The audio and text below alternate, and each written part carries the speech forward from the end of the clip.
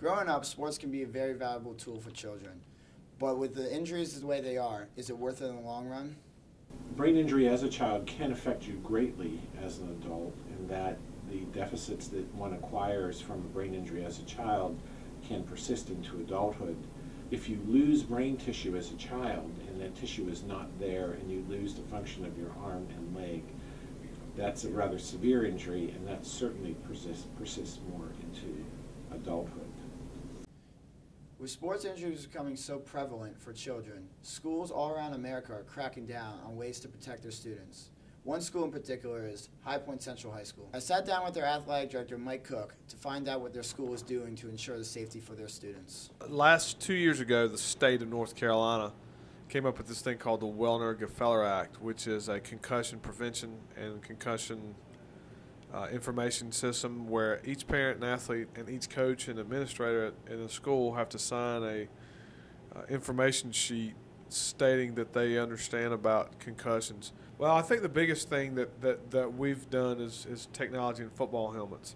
Rydell has this helmet called the Revolution, and then they have this thing called the Revolution Speed, which is what 90% of all NFL players wear, whereas 5 years ago they weren't wearing them. Virginia Tech did a study in 2010 that basically listed the top football helmets that went from the top to the bottom. And we're lucky enough now to where 90% of ours are either the top one or two helmet that there is. And the last 10% are about the third or fourth best helmet money can buy. So yeah, we try to do that, and with our lacrosse stuff too, everything that we do has to keep the student athlete's safety first and foremost. With the schools cracking down and improving equipment, parents feel better letting their kids play sports. However, one parent, Jay McDermott, would like the school to improve in one area. Maybe just inform the parents a little more about, the injuries that could happen during the sports.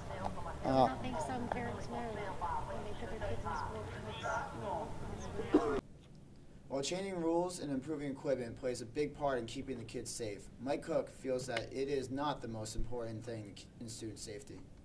That is absolutely positively the number one thing to keep a kid safe, is to coach them correctly in any sport. Cheerleading, there are going to be major catastrophic injuries in cheerleading. Not only that, but every sport that we have, yes, coaching is everything in preventing an injury. Freak things are going to happen. I mean, baseball and softball, pitchers are going to get hit with balls. Balls are going to take bad hops. Things are going to happen. But when you talk about technique and getting things done the right way, yes, that's the key to preventing injuries, I think. To make sure their coaches are up to par, their coaches have to go through a training before every season to inform them the safeties of the game. Although it's not a guarantee the students will receive a lifelong injury playing sports, the chance of something happening is enough reason to think twice. This is Nick Bewley for HBU News.